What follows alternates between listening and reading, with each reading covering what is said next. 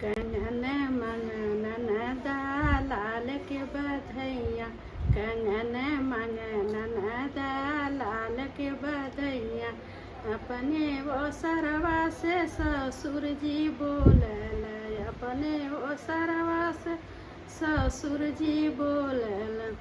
दे द बहू रानी तू ही कंगनवा, दे द बहू रानी तू ही कंगनवा। नहीं आपका दिहल नहीं आपके लइका के, नहीं है आपका दिहल नहीं आपके लइका के। इत कंगनवा है मेरे मैके के, इत कंगनवा है मेरे मैके के। झुमका मंगन लाल के बधैया, झुमका मंगन लाल के बधैया। अपने वो सरवा से जेठ जी बोलल, अपने वो सरवा से जेठ जी बोलल। दे द भये हुरानी तू ही का झुमका, दे द भये हुरानी तू ही या झुमका। नहीं है आपका दिहल नहीं आपके भाई के, नहीं है आपका दिहल नहीं आपके भाई।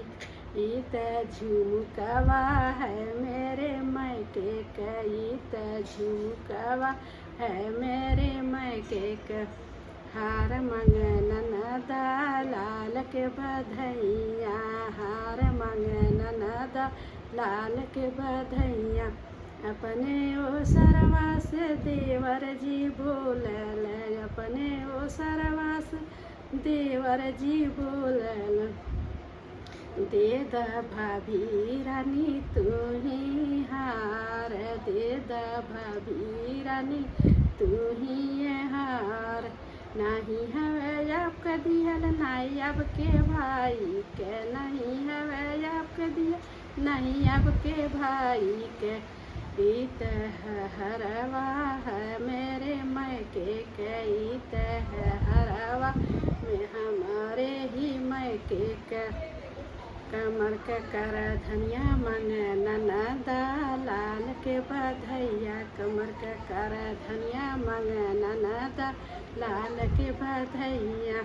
अपने वो सरवा से सैया जी बोलल, अपने वो सरवा से सैया जी बोलल। दे द रानी तू ही कर धनिया, दे द रानी तू ही कर धनिया। नहीं है वे आपका दिहल नहीं आपके मम्मी के, नहीं है वे आपका दिहल नहीं आपके मम्मी के। इत कर धनिया है मेरे मैके के, इत कर धनिया है मेरे मैके के।